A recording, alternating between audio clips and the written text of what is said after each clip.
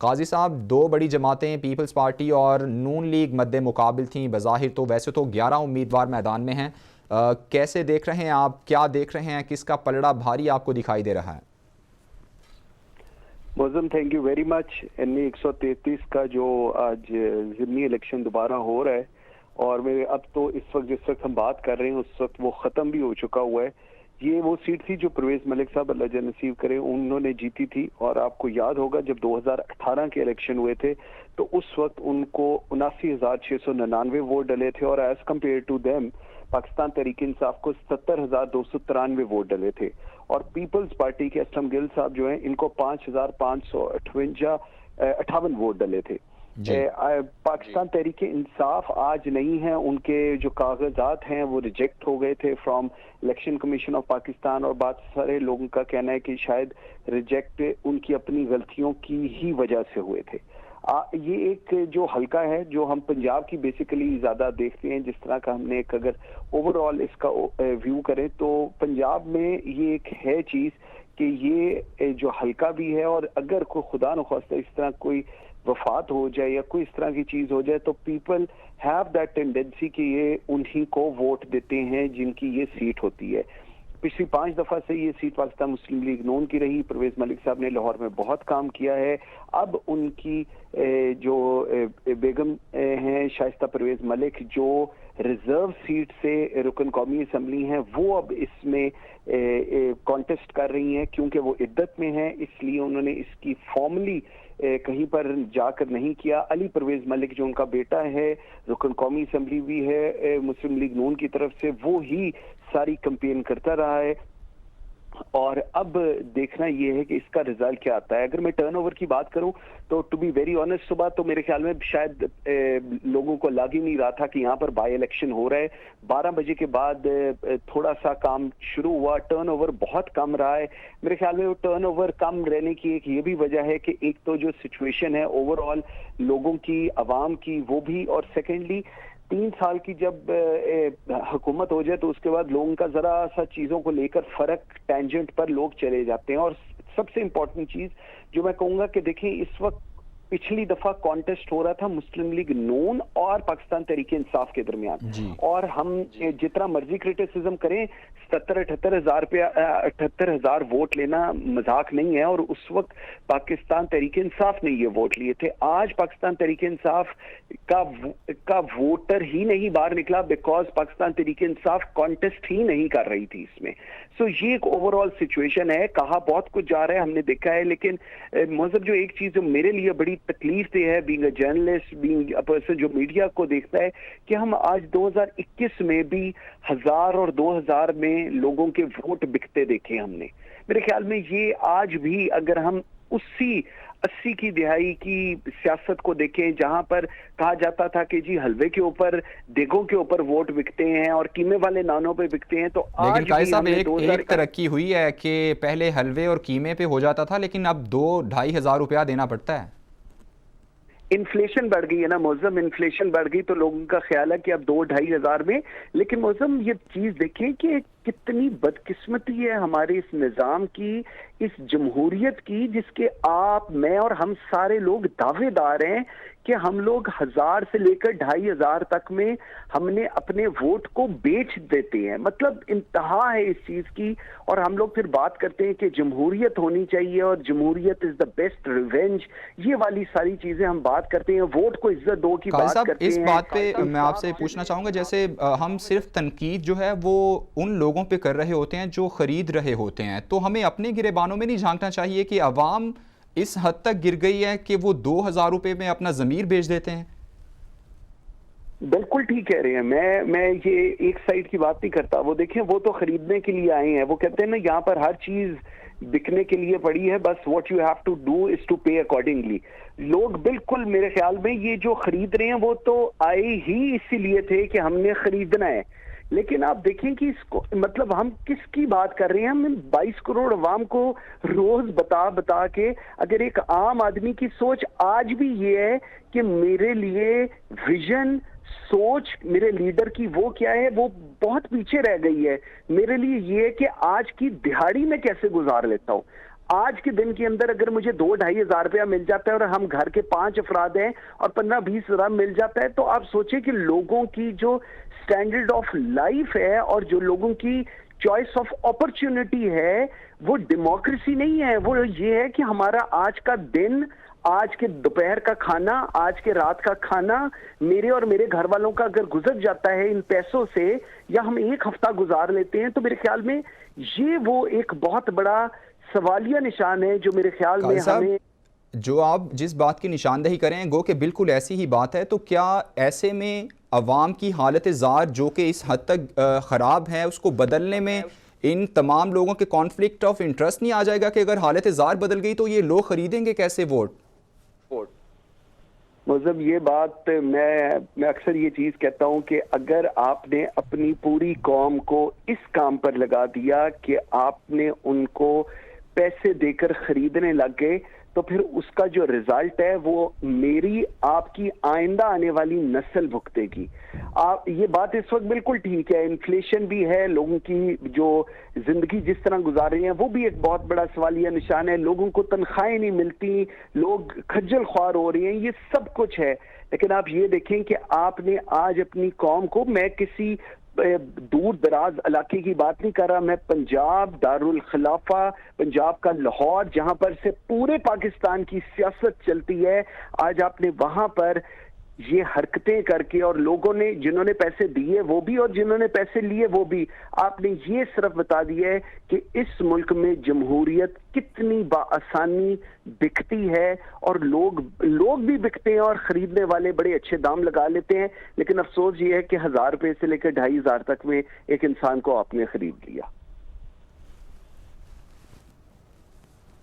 ठीक है, मंसूर आज़म काजी हमारे साथ मौजूद हैं। काजी साहब, जिस तरह हम ये निशानदेही कर रहे हैं सारे इन वाक़यात की कि किस तरह लोगों को ख़रीदा जा रहा है, अभी मैं आपसे इलेक्शन के हवाले से बात करूंगा। जो आपने अदाद-ओ-शुमार शुरू में दिए कि जो लास्ट जो इलेक्शन हुआ था वो पीटीआई और नून लीग का दरमियान मुकाबला था, इस दफ़ा पीटीआई निकल गई है और पीपल्स पार्टी के वोट जो आपने बताया वो इंतहाई कम थे। आपको लगता है कि पीपल्स पार्टी इस दफ़ा कुछ ऐसा कर पाएगी, कोई सरप्राइज़ दे सकती है?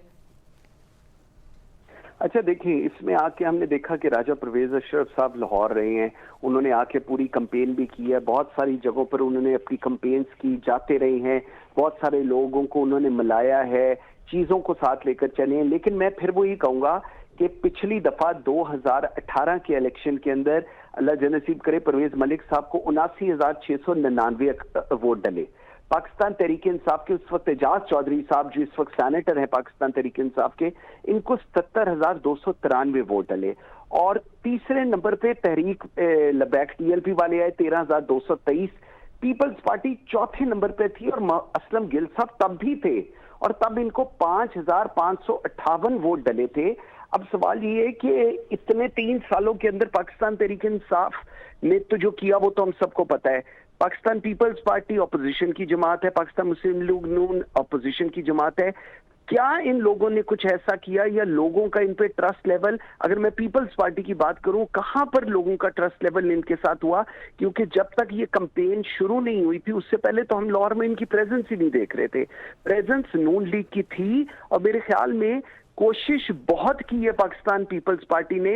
हाँ, एक चीज बिल्कुल हो सकती है, अगर मैं आपकी चीज को ये लूं, कि जो पाकिस्तान तहरीक इंसाफ का वोट बैंक है जो आज नहीं निकला, जो पाकिस्तान तहरीक इंसाफ को वोट देना चाहता था, उनमें से अगर लोगों ने पीपल्स पार्टी को वोट दे दिए हो तो वो एक ऑप्शन हो सकती है। उसके अलावा अगर मैं बात करूं कि 4,40,000 टोटल रजिस्टर्ड वोटर्स हैं, 4,40,445, इसके अंदर से क्या टर्नओवर रहा है क्या नहीं है वो तो हम सबको वैसे ही अंदाजा हो गया कि पूरे दिन गुजरने के बाद कि टर्नओवर बहुत लो था। 12 बजे तक तो मेरे ख्याल में इलेक्शन कमीशन ऑफ पाकिस्तान को भी नहीं शायद अंदाजा हो रहा था कि इलेक्शन यहाँ पर हो रही है। सो ये एक हाँ बिल्कुल हो सकती है कि अगर पाकिस्तान तहरीक इंसाफ के लोग बददिल हो कि पाकिस्तान तहरीक इंसाफ से अगर पीपल्स पार्टी को वोट देने चले गए हो, उसके अलावा को मुझे वैसे कोई विंडो नजर नहीं आ रही। अच्छा काजी साहब, आज जो कमर जमान कारा साहब हैं उन्होंने जब बात की तो उन्होंने कहा कि पीटीआई ने राह फरार इख्तियार की किया है, जानबूझकर ऐसा किया है। आप इस बात में कितना वजन देखते हैं कि क्या वाकई ऐसा हुआ है कि पीटीआई को पता था कि हम इसमें हार जाएंगे तो उन्होंने राह फरार इख्तियार किया, आराम से साइड होने वाला काम किया? मुअज़्ज़म, आपको याद है जब आपने मुझसे बात शुरू की थी तो मैंने पाकिस्तान तहरीक इंसाफ के बारे में यही कहा था। ये पाकिस्तान तहरीक इंसाफ को इस चीज का अंदाजा हो गया था कि चीजें हमारे हाथ में नहीं है, और उसके बाद जमशेद चीमा साहब आए। जमशेद चीमा साहब का फिर उसके बाद किस तरह उनको इन्होंने रिजेक्ट किया इलेक्शन कमीशन ऑफ पाकिस्तान ने, और इनकी अपनी गलतियों से आप ये बताना चाह रहे हैं पूरी कौम को कि लाहौर का इलेक्शन है और आपको ये नहीं पता कि आपको जो लोग सपोर्ट करते हैं, जिन्होंने आपके इलेक्शन कमीशन में पेपर जमा कराए हैं और इंट्रोड्यूस कराए, और ये सारे वो किसी और हलके में उनका था और आपको यही नहीं पता। और उसके बाद जो उनके बैकअप पे थी मुसर्रत चीमा, जो उनकी मिसेज हैं, जो इस वक्त रिजर्व सीट्स के ऊपर एमपीए हैं पाकिस्तान तहरीक इंसाफ की। सो इस सारी सिचुएशन को अगर आप क्रिटिकल एनालिसिस करें तो ये कोई बाय करने को तैयार नहीं है कि पाकिस्तान तहरीक इंसाफ को ये नहीं पता था। पाकिस्तान तहरीक इंसाफ को ये पता था, और मेरे ख्याल में मैं अब बता रहा हूं, जमशेद चीमा साहब का ये एक बहुत आला मूव था, बहुत एक अच्छा डिसीजन था कि अब उन्होंने इसको कॉन्टेस्ट नहीं किया, क्योंकि ये चीज बिल्कुल समझ आ रही थी कि पाकिस्तान तहरीक इंसाफ की इस स्पेसिफाइक एरिया के अंदर, इस जो कॉन्स्टिट्यूएंसी है, इसके अंदर जो जीत की ऑप्शंस थी वो बहुत बहुत ब्लीक थी। और अब मेरे ख्याल में ये एक अच्छा फैसला है जमशेद चीमा साहब का भी।